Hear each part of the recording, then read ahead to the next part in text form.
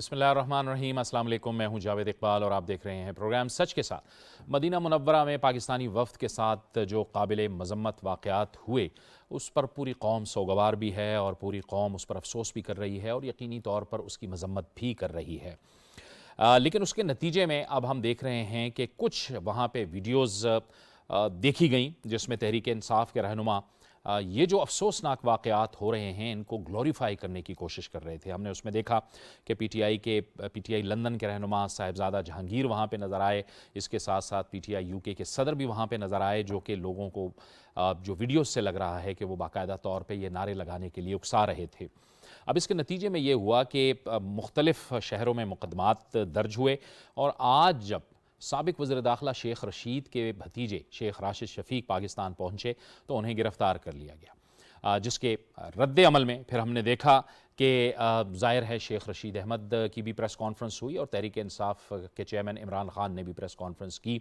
लेकिन इसके साथ साथ ज़ाहिर है मौजूदा हुकूमत के लिए ये तो एक पाकिस्तान का एक ऐसा मामला है कि जिस पे पूरे पाकिस्तानी खफा भी हैं, सोगवार भी हैं, अफसोस भी कर रहे हैं और साथ में ये कह भी रहे हैं कि तहरीक इंसाफ के रहनुमाओं को और उनके चेयरमैन को इस वाक़े की मज़म्मत करनी चाहिए जो अभी तक बदकिस्मती से नहीं हुई। लेकिन इसके साथ साथ पाकिस्तान के लिए, नई हुकूमत के लिए कुछ सिफारती चैलेंजेस भी हैं, कुछ माशी चैलेंजेस भी हैं, क्योंकि हुकूमत आ गई है, इत्तेहादी हुकूमत आ गई है और अब अवाम की नज़रें उन पर जमी हुई हैं, क्योंकि ये वो जमातें थीं जब वो अपोजिशन में थीं तो जाहिर है ये दावा करती थीं कि इन्होंने अवाम के लिए बेहतर काम करना है अगर इनको मौका मिलता है। तो हम देख रहे हैं कि नई हुकूमत के वज़ीर आज़म मियाँ शहबाज शरीफ दौरे सऊदी अरब पर गए और फिर एक मुख्तसर दौरे पे, जो कि अगरचे कि उनके शेड्यूल में नहीं था, वो मुत्तहिदा अरब अमारात भी गए और सऊदी अरब के दौरे का जो एलामिया जारी हुआ है उसमें भी कई अहम नुकात सामने आए हैं, जिसमें एक तो ख़बर ये आई है कि जो स्टेट बैंक के अंदर जो $3 अरब पड़े हुए थे, एक तो उसकी मुद्दत में भी तौसी कर दी गई है, वो स्टेट बैंक में ही मौजूद रहेंगे।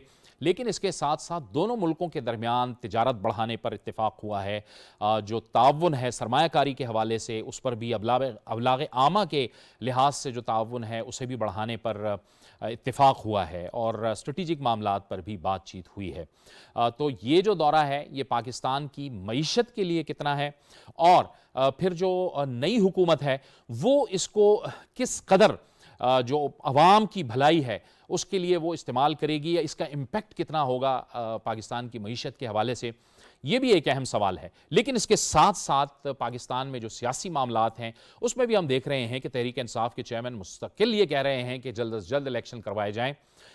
उनका ये मुतालबा है, जबकि हुकूमत की तरफ से यही है कि पहले हुकूमत अपने आप को मुस्तहकम करेगी और वो अवाम की खिदमत करेगी, लिहाजा इस तरफ से इलेक्शन तो दिखाई नहीं दे रहे। अब क्या मंजरनामा बनेगा आने वाले दिनों में, ये एक अहम तरीन सवाल है और इन तमाम मामलात पर आज हम अपने प्रोग्राम में बात करेंगे। उसके लिए हमें ज्वाइन कर रहे हैं सफ़ीर जनाब नजमुस साकिब साहब, आपको बहुत खुशामदीद कहते हैं। सीनियर तज्ज़ियाकार जनाब अजीम चौधरी साहब, आपको भी खुशामदीद कहते हैं। और कराची से हमें ज्वाइन करेंगे कराची चैम्बर ऑफ कॉमर्स के साबिक नायब सदर और माशी तज्ज़ियाकार जनाब शम्सुल इस्लाम खान साहब, आपको भी बहुत खुशामदीद कहते हैं। गुफ्तगू का आगाज़ नजमुस साकिब साहब आपसे करेंगे। प्रोग्राम से पहले आप भी, जब हम डिस्कस कर रहे थे, आपने कहा एलामिया आपने पढ़ा, क्या आपको चीज़ें, बेहतर जो चीज़ें हैं वो दिखाई दे रही हैं उस एलामिया में? इसमें सबसे पहले तो जो आपने पहले बात की है, दो फिक्रे जी ज़रूर ज़रूर बनते हैं बोलने। बिल्कुल। देखिए, ये मेरे नबी का शहर है। ये इसका नाम लेने से पहले, इसके बारे में सोचने से पहले, इसके बारे में बात करने से पहले 1000 मरतबा सोचना पड़ता है सल्लल्लाहु अलैहि वसल्लम। ये मेरे नबी का शहर है और आप देखिए कि आप ये क्या कर रहे हैं। यकीन कीजिए, मैंने सुना है, मेरे पास अल्फाज नहीं है, मैं सिर्फ उसको, उस दुख को, उस कर्ब को महसूस कर सकता हूँ कि ये वो जगह है जहाँ पे मैं जब पहली मर्तबा गया तो मैंने चप्पल या जूता नहीं पहना कि इसमें कहीं मेरे नबी का कोई कदम पड़ा होगा तो मेरा शायद पाँव उसके ऊपर, पाँव या जो ना आ जाए। अच्छा, इसमें जब आप इस तरह की आप बातें होती हैं, मुझे इससे लेना देना नहीं है कि वो तहरीक इंसाफ के थे, बिल्कुल वो पाकिस्तानी थे और उन्होंने बेहुरमती जो की है, मुझे नहीं जानता, अल्लाह ताला उनको माफ़ करे, इहदिनस सिरातल मुस्तकीम, उनको सीधा रास्ता दिखाए और आइंदा इस तरह की चीज़ का इर्तिकाब ना हो। मेरी गुजारिश होगी बिल्कुल सर, अपने बिल्कुल। सारे पाकिस्तानियों से। बिल्कुल, देखिए, बिल्कुल। सियासत आप करते रहे, जो मर्जी करें, हुल्लड़बाजियां करें, लेकिन मेरे नबी का एहतराम जो है वो बहुत ज़्यादा ज़रूरी है। अच्छा, अब आते हैं आपकी इस्लामिया की तरफ। देखिए, ये एक तफसील जो इसमें जो एक मुफस्सल एलामिया है। पहली बात तो ये हुई। नॉर्मली ये होता है कि एक छोटा सा विज़िट हुआ, ये 2-3 दिन का, तो उसमें 3-4 चीज़ें उसमें लिखी होती हैं जी, कि ये गुफ्तगू हुई, बाहमी दिलचस्पी के उमूर पे गुफ्तगू हुई, और उसके बाद वो जफ्फियाँ डाली गई और वापस। मैंने इसको बड़े गौर से पढ़ा है। ये बहुत ही ज़्यादा मुफस्सल गुफ्तगू हुई है, ना सिर्फ वन ऑन वन जिसको हम बोलते हैं, यानी MBS की और प्राइम मिनिस्टर शहबाज शरीफ की, बल्कि डेलीगेशन लेवल टॉक्स हुई हैं। बदकिस्मती ये है कि जब सऊदी अरेबिया हमारा कोई हेड ऑफ स्टेट या हेड ऑफ गवर्नमेंट जाता है तो टलियां बजनी शुरू हो जाती हैं कि लो जी, अब तो डॉलर्स आएंगे, बिलियंस ऑफ डॉलर्स आएंगे। देखिए, जब इस तरह का दौरा होता है तो उसमें सिर्फ पैसों की बात नहीं होती, उसमें और बहुत सारे मसाइल होते हैं। और सऊदी अरेबिया के साथ तो हमारे, यूँ समझिए कि यानी रिलीजन की तो बात एक तरफ रही, उनके साथ हमारे तारीख़ी ताल्लुकात हैं, उनके साथ हमारे बहुत ज़्यादा गहरे दिफाई ताल्लुकात हैं, उनके साथ माशी ताल्लुकात हैं, उनके साथ सियासी सफारती ताल्लुकात हैं। अब इसमें मेन चीज़ें क्या हुई हैं? हम उसको डिप्लोमेटिक लैंग्वेज में कहते हैं that they discuss the entire gamut of bilateral relations. ठीक, यानी उसमें आप देख लीजिए, इन्वेस्टमेंट की बात हुई। हम पहले इकोनॉमिक्स से शुरू करते हैं। इन्वेस्टमेंट की बात हुई, दोनों तरफैन ने ये कहा कि जी, जो इन्वेस्टमेंट में इस वक्त पाइपलाइन में प्रोजेक्ट्स हैं, उनको जो है वो हम बढ़ाएंगे। ठीक। अब ये कह जी कि इसके क्या निकला? बाबा, ये इसी तरह से ही होता है, सिफारतकारी ऐसे ही होती है। फिर उसके बाद हमारा जो ये है आरामको, और ये जो PSO की एक वो यानी है वो 3.2 बिलियन डॉलर्स का जो पैकेज है, उसमें जो रुकावटें हैं उनको दूर करना। फिर उसके बाद आपने सिफारती तौर पे जब रीजनल सिक्योरिटी को देखा, अफगानिस्तान पे बात की और व्यूज़ शेयर किए। उसके बाद सीरिया पे बात की, व्यूज़ शेयर किए। उसके बाद जम्मू एंड कश्मीर का जिक्र आया, और उधर से आया कि जी, हम ये चाहते हैं कि इसका जो है वो हल यानी निकले। इसका मतलब क्या है? इसका मतलब जावेद ये है कि सऊदी अरेबिया ने एक दफ़ा फिर ये माना कि ये कश्मीर का मसला है। सिर्फ ये मान लेना कि कश्मीर का मसला है, ये हमारे लिए अच्छा। अब इसके बाद जो है वो पीपल टू पीपल कांटेक्ट की बात उसमें हुई है। उसमें आपके जो पाकिस्तानी वहां पे हैं उनकी बात हुई है। 25 लाख तो आपके सिर्फ पाकिस्तानी हैं जो वहां पे हैं। 15 बिलियन डॉलर की, 15 अरब डॉलर की आपकी तकरीबन सालाना बायलैटरल तजारत है, जिसके बारे में बात हुई। इसको किस तरह से बढ़ाया जाए? अब यह कि ये कहना कि जी इसमें से तो डॉलर तो नहीं निकले, उसके लिए मैं आपको एक खुशखबरी सुनाऊं, आपको भी, चौधरी साहब को भी, और आपके जो लाखों देखने वाले हैं। प्राइम मिनिस्टर शहबाज शरीफ तो उसके बाद UAE चले गए और उसके बाद वापसी, लेकिन मिफ्ता इस्माइल साहब वहां पे हैं। जी हाँ, बिल्कुल ठीक। मिफ्ता इस्माइल साहब अपने डेलीगेशन के साथ वहां पे हैं। देखिए, ऐसे नहीं होता कि आपने अगर फौरन गए और आपने ऐलान कर दिया, डॉलर जो है वो करने सोशल मीडिया पे यही बातें होती हैं कि जी कहाँ है पैसे, कहाँ है पैसे। इस तरह थोड़ा होता है। टेक्निकल पहलू होते हैं, उनमें देखना होता है कि भाई किन टर्म्स एंड कंडीशंस पे होगा, और उस पे मैं आपको बताऊं निगोशिएशन होती है। मिसाल के तौर पे वो कहते हैं जी 5% इंटरेस्ट, हम कहते हैं नहीं यार इसको 4.25 करो, फिर हम बताते हैं कि 4.25 कैसे करो। तो एक तो ये बात, जो सबसे अहम बात जिसको कोई भी इस वक्त ना टीवी चैनल देख रहा है, बता रहा है, और ना ही किसी अखबार में मैंने पढ़ा है, कुछ गलतफहमियां पैदा हुई थी जब यमन की जंग शुरू होती है, हमारी पार्लियामेंट में बात होती है, बात हुई थी। और उसमें सऊदी अरेबिया नाराज होता है। है। फिर उसके कुछ अरसे के बाद ये पिछली हुकूमत के दौरान एक OIC का एक झगड़ा पड़ा, टर्की और मलेशिया की बात हुई, छोटा सा OIC हम बनाएंगे, कश्मीर पे बात नहीं कर रहे, ब्लॉक की बात हमने उस नाराजगी को बढ़ा दिया। ये दौरा जो है ये बताना कि जी हम आए हैं, पहला दौरा है और आपके पास आए हैं। ठीक, पहली बात तो ये कि उनको उनकी अहमियत का एहसास दिलवाया। दूसरी बात ये कि जो गलतफहमियां पैदा हुई हुई हैं उनको दुरुस्त समत में ले जाने के लिए ये एक निहायत संगे मील, यूं समझिए कि ये विजिट था।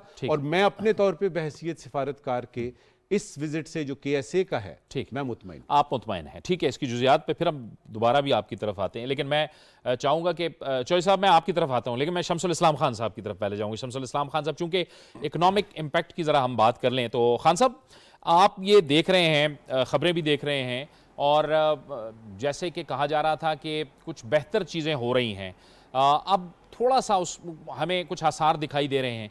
ये ज़ाहिर है जब भी हुकूमत बनती है हमारे यहाँ, हम सऊदी अरब के साथ मुलाकात करते हैं, बात करते हैं।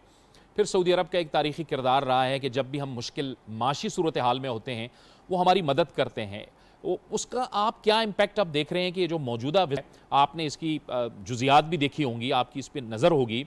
ज़ाहिर है कुछ रिज़र्व्स उसमें तोसी कर दी उन्होंने, जो ख़त्म होना था, जो वक्त ख़त्म होना था उसमें तोसी कर दी स्टेट बैंक के हवाले से। फिर जो ऑयल का इम्पैक्ट है उसकी मद में भी हम ज़ाहिर है उनसे रिलीफ लेते हैं। क्या आप समझते हैं कि क्या इसके असरात हो सकते हैं?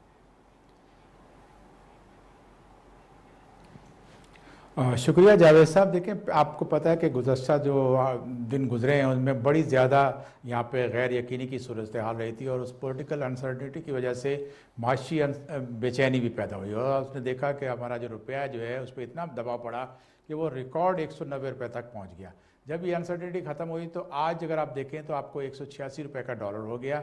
और वज़ीर आज़म साहब ने पहला दौरा जो है वो सऊदी अरब का किया, क्योंकि हमारी जो इकॉनमी थी, जो रिज़र्व है 35.4 बिलियन की हमारा ट्रेड डेफिसिट, अब 13.5 बिलियन का हमारा जो है करंट अकाउंट खसारा, फिर फिस्कल डेफिसिट हमारा बढ़ता जा रहा था, तो जिसकी वजह से और आपका जो है प्रेशर पड़ता रुपये पे। तो इन तमाम हालात को देखने के लिए, बेहतर करने के लिए प्राइम मिनिस्टर साहब के लिए और कोई ऑप्शन नहीं था कि वो पहला विजिट सऊदी अरब को करें और अपना फिर उसके बाद दूसरा प्लान करें, ताकि आप अपने फौरी तौर पर रिजर्व जो आपके इस वक्त 10.5 बिलियन डॉलर पे रह गए, हार्डली 2 महीने की इंपोर्ट्स के बराबर हैं, और जिसकी वजह से आपके रुपए पे प्रेशर बहुत ज़्यादा माउंट कर गया था। और अगर ये बेहतर नहीं होते तो इसके ऊपर और मजीद प्रेशर बढ़ने का खतरा था। लेकिन अब क्योंकि ये विजिट किया उन्होंने, तो इसके बाद कुछ आपको एक साई ऑफ रिलीफ ये मिला है कि आपका एक तो जो 4.2 बिलियन का पैकेज जो आपको लास्ट ईयर दिसंबर अक्टूबर में आपको जो उन्होंने अनाउंस किया था, दिसंबर में आपके पास पेमेंट भी आई थी कि 3 बिलियन डॉलर उन्होंने रिजर्व रखे थे स्टेट बैंक में, और 1.2 बिलियन डॉलर का पेट्रोल का जो है उन्होंने डेफर्ड पेमेंट पे रिफाइंड ऑयल की आपको इंपोर्ट की फैसिलिटी एक्सटेंड की थी। अब हमें उसका तो ये हो गया कि आगे जाके टेंशन, जब वो मैच्योरिटी पे आ रही है तो उसकी टेंशन नहीं होगी। साथ ही क्योंकि फाइनेंस मिनिस्टर साहब वहाँ पर मौजूद हैं, तो उसमें से भी यही लग रहा है कि अब आगे जाके फर्दर भी कोई बात होगी, क्योंकि जो मैंने भी कम्युनिके जो शॉर्ट ट्वीट किया मिफ्ताह इस्माइल फाइनेंस मिनिस्टर साहब ने, तो उससे भी ये लग रहा है कि उसकी एक्सटेंशन भी होगी या कोई दूसरा के फर्दर डिपॉजिट भी कर सकते हैं। तो उससे अब पाकिस्तान के रिजर्व बेहतर होंगे और पाकिस्तान के अंदर जो रुपया मुसलसल दबाव का शिकार था वो उसके जो है पोजीशन बेहतर हो सकती है। साथ ही हमारा जो ट्रेड की बात है कि ट्रेडिशनली जो है सऊदी अरब हमारा बहुत बड़ा बायर रहा है बासमती राइस का, और दूसरी हमारे यहाँ से एक्सपोर्ट्स होती हैं उसका, उसमें भी कुछ दिनों माजी में जो है कमी आ गई थी। साथ ही आपने ये भी देखा गया जब भी हमारा कोई इकोनॉमिक मसला आता है तो सबसे पहले जो है हमें सऊदी अरब भी हमारी मदद को आता है, और हमारा उनके साथ रिलीजियस अटैचमेंट भी है। हमारा 70 साल का हमारा एक ताल्लुक चला आ रहा है, तो वो ऐसा नहीं होता कि पाकिस्तान को मुश्किल वक्त में वो कभी भी छोड़ें, तो हमेशा उन्होंने मदद की। और आगे जो प्लान आ रहा है, जो ट्रेड की बढ़ाने की बात की जा रही है, साथ ही आपको पता है कि जो हमारे वर्कर्स रेमिटेंस भेजते हैं वो 2.7 मिलियन जो है सबसे ज्यादा दुनिया के जो वर्कर्स हैं उनमें पाकिस्तान के वर्कर्स सऊदी अरब में काम कर रहे हैं। तो इसी वजह से हमारी जो रेमिटेंस बढ़ी हैं वो भी सबसे ज्यादा सऊदी अरब से ही रेमिटेंस आ रही थी। तो आगे एक तो वो उसमें बेहतरी रहेगी और साथ ही हमारी जो ट्रेड है वो बेहतर होगी। तो ये एक अच्छा दौरा साबित हुआ है, और इससे अगर रिजल्ट हमारे सामने कोई रिजल्ट आते हैं तो दूसरे ममालिक जो हमारे फ्रेंडली कंट्रीज हैं जैसे चीन है और दूसरे ममालिक हैं, तो वो भी इसके ऊपर आगे आएंगे, क्योंकि वहां से भी अगर आपको एक रिलीफ मिल जाता है तो इकोनॉमी जो एक फ्रेजाइल स्टाइट में थी उसको थोड़ा सा बेहतरी मिलेगी, और आगे जाके आपके फिर एक्सपोर्ट्स तो ऑलरेडी बढ़ रही थी, तो आपको बेहतर आपको एक ठीक है। ये आप कह रहे हैं कि ये एक मस्बत इसके असरात हमें दिख रहे हैं और ये कुछ ही अरसे में इसके असरात हमें दिखाई भी देंगे। लेकिन चौधरी साहब, हम देख रहे हैं कि इस सारे मंजरनामे में एक जो सियासी एक सूरत हाल है उसमें एक तरह की टेंशन मौजूद है। आपने देखा कि तहरीक इंसाफ के चेयरमैन इमरान खान ने आज भी एक प्रेस कॉन्फ्रेंस की, और अगरचे क्या उनसे तवक्को ये की जा रही थी जो हमने शुरू में किया कि ये जो कुछ हुआ, और बदकिस्मती से हमारे पास तो अल्फाज भी नहीं है, हमने तो ट्वीट करते हुए भी उन वीडियोस को भी नहीं शेयर किया, हमने उसकी मजम्मत की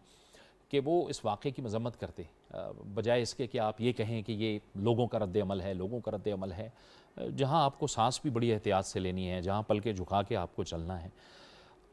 क्या कर रहे हैं ये लोग? लाखों दुरूद और सलाम नबी पाक सल्लल्लाहु अलैहि वसल्लम। ये दीनी मामला भी है, ये हमारा जज्बाती मामला भी है। हम हुर्मत रसूल सल्लल्लाहु अलैहि वसल्लम के लिए पूरी दुनिया के साथ निबर्द आज़मा होने को तैयार होते हैं। जहाँ कहीं कोई मामला हो जाए वहाँ हम सरापा एहतजाज भी होते हैं, और इससे बढ़कर भी हमसे जो हो सकता है, जो ऑफ द रिकॉर्ड भी हम कर सकते हैं, हम वो भी करते हैं। लेकिन हमारे पिछले हुक्मरान जो रियासत मदीना की मिसाल देते नहीं थकते थे, उनके लोगों ने एक सोचे समझे मंसूबे के तहत इस दौरे के होने से पहले ये बात मंजर आम पर आ गई थी कि इस तरह के वाक़यात वहाँ होंगे। वो तो सऊदी अरब की हुकूमत ने एहतमाम कर लिया और मक्का में ऐसा नहीं हो सका, लेकिन जहाँ हुआ वहाँ तो बीबियों को रसूलुल्लाह सल्लल्लाहु अलैहि वसल्लम की अज़वाज को इजाज़त नहीं थी कि वो ऊंचा बोल सके। वहाँ तो सहाबाए कराम को इजाज़त नहीं थी कि वो ऊंचा बोल सके। जहाँ मैं और आप जाएं तो यूँ महसूस होता है जैसे हम अपनी माँ की आगोश में आ गए हैं। वो सुकून मिलता है, वो राहत मिलती है, वो चाहत मिलती है, वो मोहब्बत मिलती है, वो रहम मिलता है, वो शफ़क़त मिलती है। हम उससे क्यों महरूम होना चाहते हैं? ये लोग मातूब होंगे जिन लोगों ने ऐसा किया, और जो लोग इसको करवाने वाले थे वो उससे ज़्यादा मातूब होंगे, क्योंकि वो हुर्मत रसूल का मामला है। और हुर्मत रसूल जो है उसके लिए तो कुरान में भी हुक्म है, मैं, मेरी माँ, मेरा बाप, मेरी औलाद, मेरा माल, सब कुछ उन पर कुर्बान, उन पर कुर्बान। बेशक। और वो कौन सी आंख है जो वहाँ जाके अश्कबार नहीं होती? वो कौन सा दिल है जो वहाँ जाके पसीज नहीं जाता? वो कौन सा शख्स है जो वहाँ पैरों बैठकर दरूद नहीं कहता? वो कौन सा शख्स है जो ज़मीन पर जन्नत के टुकड़े में जाकर इबादत नहीं करना चाहता, भले उसको 2 नफल की इजाज़त मिले, खड़ा होने की इजाज़त मिल जाए। और अगर हम दुनिया में मौजूद जन्नत में फसाद करने के लिए गए हैं, और एक औरत, एक खातून, एक बावकार खातून, उसके साथ आप ये कर रहे हैं।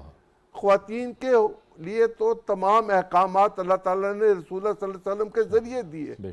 जो आज दुनिया ख्वातीन के हवाले से गुफ्तगू कर रही है, वो तो हमें 1400 साल पहले बता दिए गए थे, और ख़ातमुन नबीन रहमतुल लिल आलमीन के ज़रिए हमें बता दिए गए थे। उन्होंने आज भी मरियम औरंगज़ेब साहिबा ने ये कहा है कि मैंने वहाँ, उन्होंने गालियाँ दी और मैंने वहाँ दुरूद शरीफ पढ़ के उनके लिए दुआ की कि अल्लाह इनको हिदायत दे। वहाँ दुरूद ही पढ़ा जा सकता है। रसूलुल्लाह सल्लल्लाहु अलैहि वसल्लम भी वहाँ मुशरिकीन के लिए ये कहते थे कि अल्लाह इनको हिदायत दे, अल्लाह इन पे रहम कर दे, अल्लाह इनके दिल बदल दे। तो जिन लोगों के दिल शकील कल्ब हैं, जो पत्थरों के दिल रखते हैं, जो इक़्तिदार के लिए किसी हद तक जाने को तैयार हैं, अल्लाह उन पे रहम करे, अल्लाह उन पे रहम करे, आमीन। अक्सरियत को नहीं मान रहे, ये इसका हल क्या निकलेगा जी? वो अक्सरियत एक दूसरी बात कह लूँ फिर मैं आपसे गुजारिश करता हूँ। जब मोहम्मद बिन सलमान पिछली दफ़ा यहाँ तशरीफ़ लाए थे तो ऑयल रिफाइनरी की बात हुई थी। हमारे पास तेल स्टोर करने के ज़खायर उतने नहीं हैं जितना हम ज़रूरत होती है, हमारे पास कैपेसिटी नहीं है, हमारे पास गैस की स्टोर करने की कैपेसिटी नहीं है।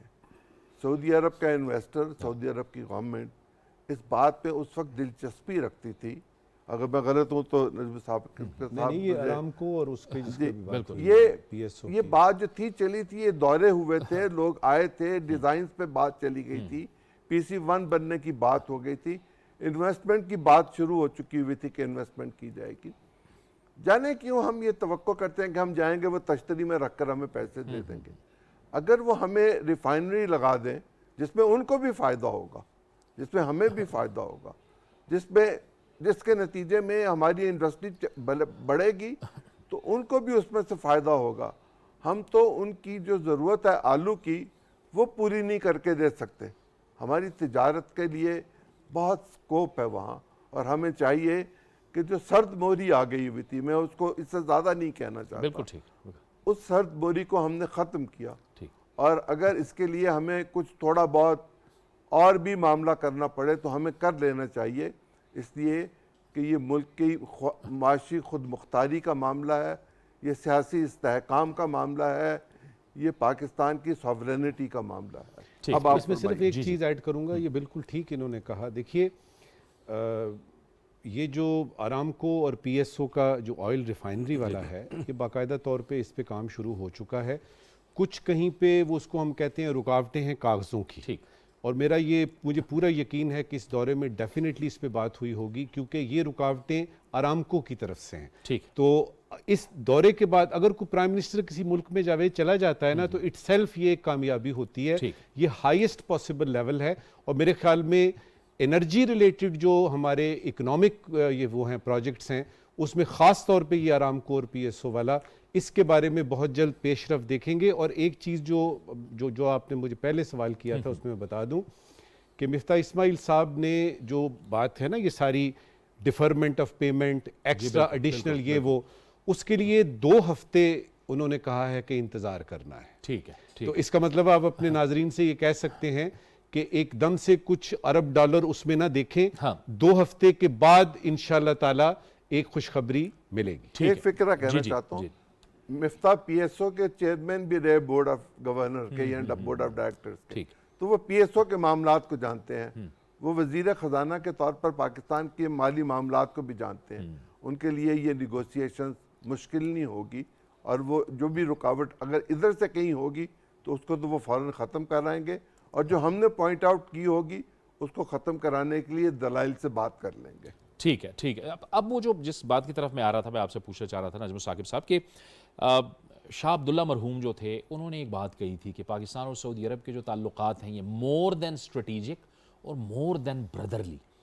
फिर हम उसमें देखते हैं कि पाकिस्तान के बहुत से प्रोफेशनल्स, यानी high skill professionals, doctors, engineers, bankers, construction में काम करने वाले से लेके लेबर तक, वो अपना किरदार वहाँ पे निभा रहे हैं, और लाखों यानी तकरीबन 2.5 मिलियन से ज़ायद वहाँ पे पाकिस्तानियों को वो होस्ट कर रहे हैं सऊदी ऐसा ही अरब। है। जवाब में पाकिस्तानी अपना प्रोफेशनल किरदार वहाँ पे अदा कर रहे हैं, सऊदी अरब के नए इंफ्रास्ट्रक्चर में अपना किरदार अदा कर रहे हैं, काम कर रहे हैं, लेबर भी है, प्रोफेशनल्स भी हैं।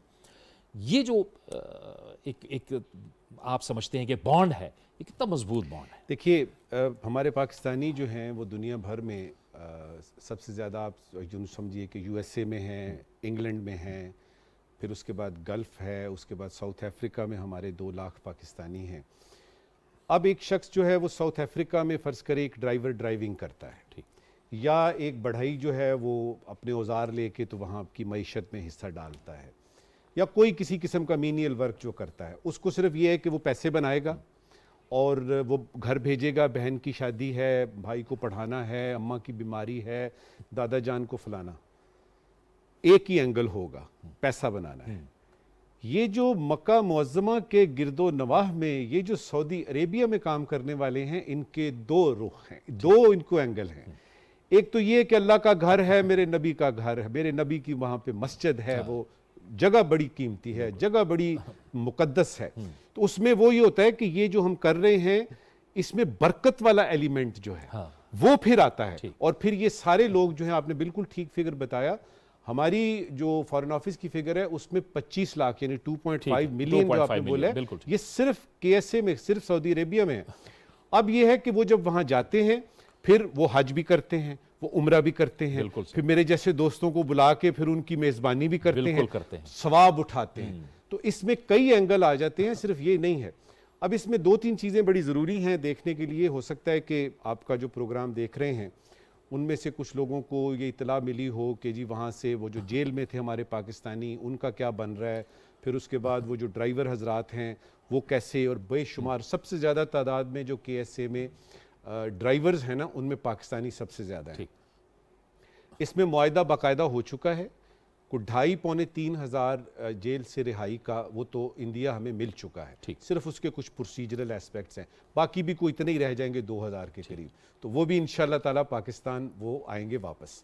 ड्राइवरों की बात यह है कि जो कल्चरल चेंज हमने सऊदी अरेबिया में देखा है, जिसमें सिनेमा हॉल खुल गए हैं, और एक हमें यानी एक ऐसा कल्चरल चेंज नज़र आ रहा है जो कि हम सऊदी अरेबिया के बारे में नहीं समझते थे कि ये आएगा। उसमें यह है कि ख़वातीन को ड्राइविंग की इजाज़त मिल गई। अब अगर सारी सऊदी ख़वातीन ड्राइविंग करनी शुरू कर देंगी तो वो जो मेरे भाई बेचारे ड्राइविंग के लिए सिर्फ कर रहे हैं हज़ारों की तादाद में, वो क्या करेंगे? तो उनके लिए ये है कि इंशाअल्लाह ताला एक तो ये है कि उनकी जो स्किल्स हैं वो वहाँ पे काम आएंगी। अगर वो वापस उनको आना पड़ता है तो पाकिस्तान अपनी नज़रें फर्शेरा किए हुए है। आप वहाँ रह के भी पाकिस्तानी हैं, आप यहाँ रह के भी पाकिस्तानी हैं।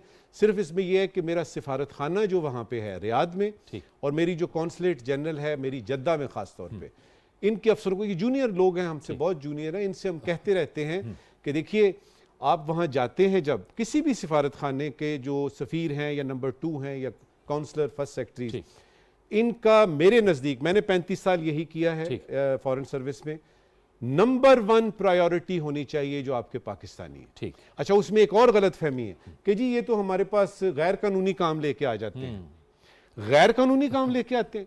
और भाई कानूनी काम अगर आपके पास वो लेके आएंगे तो वो आपके पास क्यों आएंगे? उनकी तो मदद, किसी के पास पासपोर्ट नहीं है, आप सवाल पूछना शुरू कर देते पासपोर्ट किधर गया? वो उसने एजेंट को दिया था, एजेंट गायब हो गया है, और तो पासपोर्ट तो दो ना यार। अच्छा, इस तरह की छोटी छोटी बहस में ना पड़े। ठीक है। और सिफारतकार जो हमारे वहाँ पे हैं, ख़ासतौर पे मिडल ईस्ट में जो है, यूएई में हैं, दुबई में, अबू धाबी में, जद्दा में, रियाद में, इनको ज़रा थोड़ा सा जो आँखों में थोड़ा सा यानी मुशफिकाना रवैया और प्यार मोहब्बत से। और ये एक बात आपको बताऊं अपने तजुर्बे की, अगर आपके पास कोई पाकिस्तानी मेरी एम्बेसी में आता है, आपको उसका काम नहीं भी हुआ, ठीक है, लेकिन एक चाय का कापा आप पिलाते हैं, वो जाके बार बात करता है, काम ते नहीं होया लेकिन इज्जत बड़ी मिली। हम लोगों को इज्जत बड़ी चाहिए होती है, तो कम से कम इज्जत तो हम इज्जत देनी चाहिए। ठीक है शमसुल इस्लाम साहब, अब जाहिर है मौजूदा हुकूमत से अवाम की ये तवक्कुआत थी कि वो गुज़श्ता हुकूमत के हवाले से ये सवाल उठाते थे और ये एतराज़ करते थे कि महंगाई बड़ी है, मसाइल बड़े हैं और आम बंदे का जीना बड़ा मुश्किल हो गया है। अब आप बताइए कि अब ये हुकूमत बदल गई है और ये कहते थे कि हमारे पास तजर्बा है, आप क्या हम इनसे तवक्को रखें? क्योंकि ज़ाहिर है कि बुनियादी मसला जो आवाम का है वो तो महंगाई का मसला है। वो महंगाई कम हो पाएगी या फिर ये जो हमने देखा कि पिछली हुकूमत जाते जाते तेल में उन्होंने इजाफा नहीं किया, ये जो कीमतें थी उसमें इजाफा नहीं किया, अब मौजूदा हुकूमत ये कह रही है कि ये वो बहरहाल एक हमारे लिए जाल बिछा के गए हैं, ये तो मसले मसाइल होंगे और सब्सिडीज़ उठानी पड़ेंगी, इससे तो मज़ीद फिर सूरत हाल ख़राब होगी। आपके ख्याल में क्या होगा ऐसे? देखिए, पहले तो आप जावेद साहब ये सब देखें कि हमारे पास जो पाकिस्तान में जो इकॉनमी चलती है वो एक ऐसी इकॉनमी है जिसमें पॉलिटिकल इकॉनमी बड़ी डोमिनेट करती है। और पॉलिटिकल इकॉनमी में भी ऐसा है कि पॉपुलिज्म को देख के वो पॉलिसीज़ बनाई जाती हैं। पिछली हुकूमत ने भी जाते जाते एक, क्योंकि लोगों को परेशानी थी, महंगाई का प्रेशर बड़ी हुई थी, अपोजिशन डिमांड मुसलसल कर रही थी, तो उन्होंने जाते जाते उनको भी एहसास हो गया था कि अब महंगाई को कम करने का एक ही तरीका है कि हम इसकी पेट्रोल की प्राइसेस को फ्रीज कर दें, इलेक्ट्रिसिटी की प्राइसेस में हम इसका कमी ले आएँ। लेकिन वो एक वाइज डिसीजन नहीं था इकोनॉमिकली। अगर आप देखें तो उसका जो है कोई एक महीने में कोई 80 अरब रुपए का जो है एडिशनल आपको पीडीसी का जो बोझ पड़ रहा है, तो वो अगर कंटिन्यू रहता है तो आपकी इकॉनमी बहुत ज़्यादा सफ़र करेगी। अब मैं आपको इसका सोल्यूशन बताता हूँ कि इन्फ्लेशन कम करने, पहले तो वजह क्या है पाकिस्तान में, फिर कम कैसे होगा। पाकिस्तान में आप इन्फ्लेशन को बुनियादी तौर पे कुछ करेक्शंस और कुछ पॉलिसी जो है out of the box smart policy करें कि आपकी जितनी सब्सिडीज जो अनटारगेटेड जा रही थी, जो इंटायरली रिच लोगों को सर्व कर रही है, जैसे पेट्रोल की प्राइस पे आपने जो पीडीसी या जो सब्सिडी देते हो, तो वो ज़्यादातर तो उन लोगों के पास जा रही है जो रिच लोग हैं। अगर आज किसी के पास मोटरसाइकिल है तो वो भी अमीर में शामिल होता है, उसकी भी आमदनी जो है इतनी ज़्यादा होती है कि अगर काउंट करें साल में जाके तो वो भी टैक्सेबल बन जाती है। आम वुल्नरेबल आबादी जो है वो आज भी सफ़र कर रही है महंगाई की वजह से, जिनके पास अपना कोई कन्वेंस नहीं है। तो हुकूमत को ये पॉलिसी जो ऑयल की सब्सिडी है इसको ख़त्म करने का पहला तो एक तरीका इनके पास ऑलरेडी है कि 15 दिन बाद वो प्राइस को रिवाइज करते हैं, उसको ख़त्म करें, क्योंकि अब आपका डिफरेंस बहुत ज़्यादा हो गया है। अब आपको ये चाहिए कि डेली बेसिस के ऊपर ओएमसीज को कह दें कि जो डेली बेसिस पे एक्सचेंज रेट है, जो डेली बेसिस पे आपके पास क्रूड की प्राइस आती है, उसके ऊपर आप कॉस्ट वर्कआउट करें और वो चेंज लेते आए। तो इससे ये होगा कि रोज़ाना की बुनियाद पे जो प्राइस आपकी चेंज होगी और थोड़े दिनों के अंदर आप देखेंगे जी वो जो डिफरेंस आ गया था वो आपने ऑटोमेटिकली एडजस्ट कर लिया और मासिस को उसका फर्क नहीं पड़ेगा। साथ ही आपको पता है कि डीजल ज़्यादातर पब्लिक ट्रांसपोर्ट में यूज़ होता है और फिर एग्रीकल्चर में होता है, उसकी प्राइसेस को इतना ज़्यादा ना बढ़ाएं, बल्कि पेट्रोल की प्राइसेस को ज़्यादा बढ़ाएं, ताकि वो जो गाड़ियों में यूज़ करने वाले बड़े बड़े जो 2-2 करोड़ की गाड़ी चला रहे हैं उनको उसके ऊपर हिट पड़े, क्योंकि बहुत सारे ऐसे जो रिच एलीट क्लास है वो इसका फ़ायदा उठा रही है। तो आपने एक ऐसा डिज़ाइन करना है कि आप जो कम इनकम वाले हैं उनको सफ़र ना करो। फिर दूसरा, आपको ग़िज़ाई का जो खाने पीने की फूड इन्फ्लेशन पाकिस्तान में अगर आया है, अभी आपने देखा है कि 15.86% पे इन्फ्लेशन चला गया ईयर ऑन ईयर, तो उसको कम करने की आपको कोई अगर सब्सिडी देते हो या कोई आप ऐसे स्पेशल इंसेंटिव देते हो तो उसके ऊपर आपका फिस्कल डेफिसिट बढ़ेगा। उसमें भी आपने एक करेक्शन करनी है, और सिंपल करेक्शन ये करनी है कि जितनी आप सब्सिडीज दे रहे हो मुख्तलिफ जगह से, जैसे चीनी पे आप एक सब्सिडी देते हो कि यूटिलिटी स्टोर पे आपको चीनी सस्ती मिलेगी, फिर आप आटे वालों को जो गंदम सस्ती देते हो, फिर उनको कहते हो आप आटा सस्ता दो, और फिर बाद में फिर आप रमज़ान के मौके में उनसे आटा खरीद के फिर मजीद सस्ता बेचते हो, तो वो सारी सब्सिडी जो है वो तो उनके पास फ्लावर मिल्स पे जा रही होती है। तो ये सारी सब्सिडीज का सिस्टम आपको ख़त्म करके इसको भी गंदम की जो सिस्टम है, पॉलिसी है, उसको अंडू करके एक नई पॉलिसी कर दें और उसको रेगुलेटेड फ्री मार्केट के ऊपर छोड़ दें कि जो स्टेक होल्डर्स हैं वो परचेज करें, स्टोर करें, और इसमें एक आपके पास स्टोरेज की इन्वेस्टमेंट आ जाएगी और आपको आटा जो मिलेगा आम लोगों को वो सस्ता मिलेगा। इस वक्त जो पॉलिसी राइज है उससे ना तो ग्रोअर को फायदा हो रहा है ना कंज्यूमर को फायदा हो रहा है, बल्कि उससे मिडलमैन, ट्रेडर, होल्डर और जो आटा बनाते हैं उन लोगों को फायदा होता है। तो ये आप अगर अंडू करते हो तो आपकी चीजें कम हो जाएंगी, प्राइसेस कम आएंगी, क्योंकि सबसे ज्यादा जो प्राइस जब बढ़ी है इसमें अगर आप देखें 4 साल के अंदर, तो वो गंदम की प्राइस को 1300 से बढ़ के जो है वो 2122 रुपये आज चली गई है। उसको अगर आप आगे जाने के लिए फ्रीज करें और साथ ही ओपन मार्केट में करेंगे तो जो ट्रेडिंग सरप्लस मार्केट में अवेलेबल होता है वो आपका जो है ज्यादा होगा, जिससे मार्केट में प्राइसेस में करेक्शन आएगी। रेगुलेट करें, आंख उसके ऊपर नजर रखें कि कोई गलत तो नहीं हो रहा, उसको चेक करें। और दूसरा ये नए प्राइम मिनिस्टर साहब के अंदर एक और भी ये है कि ऑन द स्पॉट ये पहुंच जाते हैं, तो इनको चाहिए कि जब मुल्क के अंदर होर्डिंग का और प्रॉफिटेरिंग का ऑर्डिनेंस अब मौजूद है तो अब लोगों को आप होर्डिंग ना करने दें। पाकिस्तान में कुछ 4 साल के अंदर मैंने देखा है कि इतनी ज्यादा होर्डिंग के एडिक्शन हो गई है लोगों को कि जिसके पास भी अनटैक्स अमाउंट पड़ा हुआ है, चाहे वो 10 लाख है, 20 लाख है, तो वो हर बंदा हर वो चीज जो पाकिस्तान में ग्रो हो रही है, बाजरा जो कबूतर खाते हैं, परिंदे खाते हैं, उसको भी होल्ड करते हैं। जो चावल इस वक्त आपका इतना ज्यादा 8.2 मिलियन टन की record all time high production हुई, लेकिन इस वक्त जो है अगर आप प्राइस देखें तो record all time high basmati की प्राइस हो गई है। तो ये सारी चीजें करेक्शन करने के लिए आपको एक डंडा चलाना होगा कि मुल्क के अंदर जखीरा अंदोजी नहीं हो, और ऐसा कानून भी आप इंट्रोड्यूस कर दो कि आपको जो है उम्र कैद हो जाए उसके अंदर अगर जो होर्डिंग करे। तो दुनिया में ये होर्डिंग करना वो स्पेशली फूड कमोडिटीज की जिसको मासेस खाते हैं वो तो एक बहुत बड़ा जुर्म होता है पाकिस्तान में। इसको आपको चेक करना पड़ेगा। अंदोजी एक बहुत बड़ा जाहिर है, ज़ख़ीरा अंदोजी बहुत बड़ा आ गया है, आपको इशू है। जी आप ऐड करना है। जी जी दो 3 बातें इसमें ऐड करूंगा। देखिए, अगर आपके सर में दर्द है ना जावेद, तो आप सर काट नहीं देते। आपने सर काट दिया, दर्द तो खत्म हो गया, लेकिन ये कि गला भी चला गया ना, सर भी अलहदा हो गया। मेरी जो इस वक्त पाकिस्तानी कौम की सूरत हाल है उस पर अगर आप डंडे बरसाना शुरू कर देंगे तो ये क्या सूरत हाल होगी। मेरे पास इसका जो है वो सीधा से 2 बातें मेरी तरफ से अगर आप पहुंचा दें प्राइम मिनिस्टर साहब को। सबसे पहले ये है कि मेरे पाकिस्तानियों के साथ झूठ मत बोले, उनको सच बताएं। मसलन ये कि हम आपके लिए हेल्थ कार्ड बना रहे हैं, हेल्थ कार्ड अव्वल तो सबका मिला नहीं है, जिसको मिला वो चलता नहीं है, तो ये झूठ हुआ ना। अच्छा, अब ये है कि प्राइम मिनिस्टर साहब से मेरी तवक्को है कि वो यानी पूरे नेशन के साथ बात करें, एतबार दें उनको कि मैं झूठ नहीं बोल रहा, मैं बिल्कुल सच बोल रहा हूं, देखिए मेरी मईशत की सूरत हाल ये है।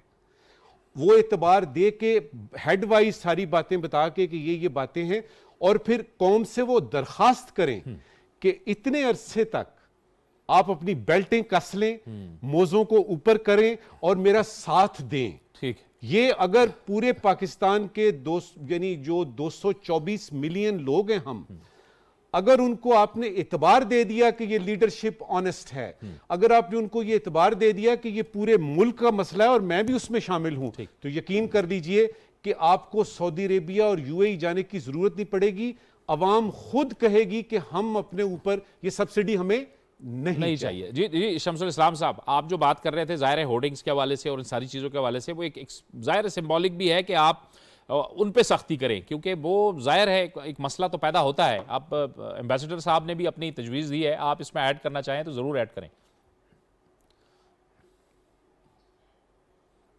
देखिए जी, आपको पता होना चाहिए कि पाकिस्तान में गुज़श्ता 4 सालों के अंदर आम आदमी की इनकम नहीं बढ़ी। पाकिस्तान मुसलसल क्राइसिस को फेस कर रहा है। कोविड के दौरान भी लोगों की, जो गरीब आदमी है, जो दिहाड़ीदार है या जो सैलरी पे लगा हुआ था, जो ले ऑफ हो गया, उसको जो है उसकी इनकम बहुत ज़्यादा श्रिंक हो गई। और हमारी जो तकरीबन 60% आबादी जो है वो गरीब लोग हैं। हमें किसी सूरत में भी ये जो होर्डर्स हैं, ये चंद मुट्ठी भर लोग हैं जो आपकी कभी चीनी महंगी करते हैं, कभी घी महंगा करते हैं। अब इस वक्त आपको पता है कि पाम ऑयल की प्राइस जो है वो इंडोनेशिया ने एक्सपोर्ट बैन करा, तो उसकी वजह से लोकल मार्केट में सट्टा हो रहा है। तो ये वो चीज़ें हैं जो सिर्फ आप करेक्शन से सही कर सकते हैं। लोगों के पास इतना ज़्यादा, कुछ लोगों के पास बहुत ज़्यादा पैसा आ गया है 4-5 साल के अंदर, और उसके बाद जो कुछ बहुत ज़्यादा गरीब हो गए। ये अगर आप इनको खुला छोड़ेंगे और आप अगर खजाने पे वही ट्रेडिशनल सब्सिडीज वाला सिस्टम रखेंगे तो मजीद बोझ बढ़ेगा, क्योंकि इस वक्त हमारी सिचुएशन ऐसी नहीं है। आपने, पिछली गवर्नमेंट ने बड़े ऐलान किए कि हमने टैक्स बहुत ज़्यादा इकट्ठा कर लिया। मैं आपको बताता हूँ, उसका सीक्रेट ये था कि करेंसी को डिवैल्यू किया। इन्फ्लेटेड इकॉनमी की जो प्रोडक्ट आपके पास आई है, यील्ड आई है, वो आपके पास टैक्स आते हैं, क्योंकि आपके पास इंपोर्ट ज़्यादा थी। उस इंपोर्ट को इन्होंने कंट्रोल करने की कोशिश ही नहीं की। आज आपका 35.4 बिलियन का जो है डेफिसिट हो गया। तो ये अगर रेवेन्यू इंपोर्ट्स बढ़ाकर टैक्स इकट्ठा करते हैं तो फिर आपका फायदा नहीं है, फिर गरीब आदमी के ऊपर इन्फ्लेशन का बोझ पड़ता है। आपको पॉलिसीज में करेक्शन लानी होगी। ऑर्थोडॉक्स पॉलिसीज खत्म हो चुकी हैं दुनिया में। अब कोई हुकूमत जो है बफर स्टॉक्स नहीं रखने के फेवर में होती है। थाईलैंड की मिसाल आपके सामने है कि उसने इतने लॉस किए कि उन्होंने भी खत्म कर दिया। सिंगापुर में एक जमाने में गवर्नमेंट उनके स्टॉक रखती थी, चावल उनका स्टेपल फूड है, लेकिन उन्होंने खत्म करके ओपन मार्केट कर दी। स्मार्ट पॉलिसीज लाई जाए, स्टेक होल्डर को इन्वॉल्व किया जाए, क्योंकि सबसे बड़े बेनिफिशियरी होते हैं वो हर कमोडिटी के, जो अगर आपकी क्रॉप्स 4-5 हो रही है तो प्राइवेट सेक्टर होता है, उनका भी स्टेक होना चाहिए कि वो पास ऑन करें। आज आपको अर्जेंटीना से एक्सपोर्ट हो रही है सोयाबीन का ऑयल, अगर एक्सपोर्ट हो रहा है तो वहां पर उन्होंने ऐसी पॉलिसी बनाई है कि गवर्नमेंट सब्सिडी नहीं देगी ऑयल सस्ता करने के लिए, वो इंडस्ट्री के लोग सस्ता करेंगे उसको। तो ऐसी चीजें, स्मार्ट पॉलिसी दुनिया में पड़ी हुई है। आज इंटरनेट का जमाना है, आप किसी भी मॉडल को उठाओ। आपको अभी देखें दुबई में क्या हुआ कि प्राइसेस बढ़ी हैं, इन्फ्लेशन बढ़ने का आ रहा है। मैं आपको आज बता रहा हूं कि अगर ये पुरानी पॉलिसीज पे चलते रहे तो आपके पास आइंदा 2-3 साल तक इन्फ्लेशन रहेगा, और दुनिया में रहेगा जिनके पास इंपोर्ट करते हैं। हम पाकिस्तानी जो है एग्रीकल्चर कंट्री है, हमारे पास आज आपकी वीट 26-27 मिलियन टन आ रही है। चावल आपने रिकॉर्ड हाई प्रोडक्शन रखी हुई है। आपके पास इतनी परेशानी नहीं होगी। सिर्फ खाने के तेल में जो इंपोर्ट करते हो, अगर उसके अंदर भी पॉलिसी सही कर देते हो, लोग आज पाकिस्तान की आपकी कंजम्पशन जो है वो 25 केजी पर लीटर पर कैपिटा आपकी कंजम्पशन है, जो दुनिया में सबसे ज्यादा हाई है। आपके पड़ोस में जो बहुत ज्यादा मिठाइयाँ, हलवा पूरियां और पूरियां खाने वाले लोग हैं, उनकी भी आज 18 केजी की आपकी वो है। ये अनहेल्दी प्रैक्टिसेस खत्म करनी पड़ेंगी। आपको लोगों को एक मैसेज देना होगा। एक तरफ से हेल्थ आपकी मिनिस्ट्री मैसेज दे रही हो कि आप कंज्यूम कम करो, दूसरा आपको एक पॉलिसी ऐसी देनी है कि मुल्क के अंदर ऐसी सिचुएशन को देख के कोई जखीरा अंदोजी ना करे। अच्छा, ये अंदोजी नहीं होगी। साहब कह रहे हैं कि हलवा पूरी बंद नहीं होनी चाहिए। बंद करे खान साहब इस पे एहतजाज हो रहा है, हलवा पूरी पे बंद करनी, आपने किसी सूरत में नहीं बंद करनी। लेकिन बहरहाल एक बात है कि जब फूड सिक्योरिटी की अब बात करते हैं तो हम देखते हैं कि हमारे यहाँ हेल्दी फूड और अनहेल्दी फूड, इस हवाले से कोई एक अवेयरनेस नहीं है। हम बताते नहीं हैं लोगों को कि क्या चीज़ अच्छी खाने वाली है, क्या चीज़ ज़्यादा अच्छी खाने वाली नहीं है। ये भी एक इम्पॉर्टेंट चीज़ है। एक जो खान साहब ने कहा कि इंपोर्ट पे जो गुज़श्ता हुकूमत ने कहा कि हमने टैक्स इकट्ठा किया, वो इंपोर्ट करके ज़्यादा इंपोर्ट करके वहाँ से जो टैक्स बना वो बहरहाल एक हेल्दी एक्टिविटी नहीं है। लेकिन चलें, ये तो एक साइड पे। अब मुल्क में इस्तेहकाम की, हम सियासी इस्तेहकाम की बात करते हैं, क्योंकि बात वही हो रही थी कि हर हुकूमत जो है वो एक इकॉनमी को भी सियासी मकासद के लिए इस्तेमाल हो जाता है, पॉलिटिकल इकॉनमी हो जाती है, पॉलिटिसाइज भी हो जाती है, पॉलिटिकल इकॉनमी भी हो जाती है। मकसद चौधरी साहब ये है कि इस्तेहकाम आपको दिख रहा है अब, क्योंकि एक सूरत हाल है, एक तरफ बाकी पीडीएम की जमातें खड़ी हैं जो हुकूमत में है इस वक्त, एक तरफ तहरीक इंसाफ खड़ी है। आपको लग रहा है कि अगर कमिटमेंट के साथ ये काम करें और अपने काम पे तवज्जो दें और ये डिलीवर करें तो मामला बेहतर तरीके से जा सकते हैं। लेकिन दूसरी तरफ हम ये अनसर्टेनिटी के अमल को देखते हैं। आपको लगता है कि क्या हो सकता है? तो छोटी छोटी बातें जी कह दूं और फिर मैं इस तरफ आता हूँ। हमारे साथ जो मुल्क है वो हॉस्टाइल है, और पाकिस्तान से गंदम, आटा, चीनी, चावल, कौन सी चीज़ है जो स्मगल नहीं होती? सेंट्रल एशियन स्टेट्स तक जाते हैं। हमारा आटा मैंने वहाँ बिकते देखा होगा, एक लाहौर की मिल का। और गंदम तो हम अफगानिस्तान को वैसे ही देते हैं, जैसे हम पंजाब में लोगों को गंदम देते हैं, इसी तरह हम अफगानिस्तान में देते हैं। हम वो सूरत हाल पैदा नहीं कर सकते कि हम स्टोरेज ना करें, वो हमारी मजबूरी है कि हमें स्टोर करना है। हमें करना क्या चाहिए? हमें देखना ही चाहिए कि बैराज क्यों बने थे। ज़राअत को बेहतर करने के लिए बने थे, उसके पॉलिटिकल मोटिव्स भी थे। वो पॉलिटिकल मोटिव्स अंग्रेज़ के साथ चले गए, लेकिन अगर टेल तक पानी चला जाए तो ज़राअत ठीक हो जाएगी ना। अगर इनपुट सस्ती मिल जाए तो ज़राअत ठीक हो जाएगी। और अगर हम अपनी ज़राअत को थोड़ा मैकेनाइज कर लें, थोड़ा मॉडर्न कर लें और इसकी ट्रेनिंग बाकायदा मीडिया के ज़रिए देनी शुरू कर दी जाए, तो क्या हमने जैतून पैदा नहीं कर लिया? हम 2-3 साल में जैतून इतना पैदा कर लेंगे कि हमें बाहर से जैतून का तेल मंगवाने की ज़रूरत नहीं पड़ेगी। सुन्नत भी पूरी हो जाएगी, ज़रूरत भी पूरी हो जाएगी, ज़र मुबादला भी बचेगा। क्या सरसों यहाँ पैदा नहीं होती? हम सरसों को फ़रोग दे सकते हैं। सरसों का तेल ही यहाँ खाया जाया करता था रवायती तौर पर, या देसी घी होता था या सरसों का तेल होता था। हमें अपने असल की तरफ लौटना चाहिए। बहुत खूबसूरत बात की थी नजम साहब ने। कैनोला भी है, जी कैनोला भी है। नजम साहब ने बहुत खूबसूरत बात की थी कि प्राइम मिनिस्टर सच बोल दे। इस प्राइम मिनिस्टर ने लीडर ऑफ द अपोजिशन के तौर पर यह कहा कि आइए हम एक एग्रीमेंट कर लेते हैं मईशत के हवाले से 25 साल का, बिल्कुल ठीक, कि इन पॉलिसीज को कोई तब्दील नहीं करेगा। आज भी उस पर वो खड़े हैं, वो उससे बैकआउट नहीं कर सकते। जितनी मुश्किल है वो सारी मुश्किल इमरान खान भी जानता है, आप और मैं भी जानते हैं, और प्राइम मिनिस्टर भी जानता है। हम सब जब जानते हैं तो मेज़ पे बैठ के उसका हल ढूंढ लिया जाए, बजाय इसके कि टांग खींची जाए, पॉलिटिक्स की जाए, गाली निकाली जाए, बेहुरमती की जाए।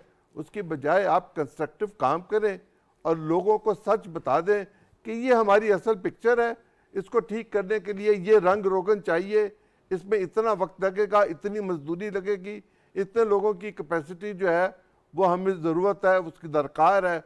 और उस सब को, ये सब कोई मुश्किल काम नहीं है, ये आम काम है जो किया जा सकता है। हमें घर की प्लानिंग भी तो करते हैं, ये भी तो हमारा घर है, हमें प्लानिंग करके बता दें। मैं एहसन इकबाल की सलाहियत का मोतरफ हूँ, वो ये काम कर सकते हैं, वो कौम को बता दें। और कौम अगर इस बात के लिए, आपको याद होगा ये कहा गया कि हम घास खा लेंगे, ये लीडरशिप का एतमाद होता है अपनी कौम पर। हम वाकई घास खाने के लिए तैयार हैं अगर हमें उसकी आउटपुट जो है वो ठीक मिल जाए। इतनी सी बात है और ये हम कर सकते हैं, ज़रा नम हो। देखिए बात, ये बिल्कुल ठीक बात इन्होंने की है।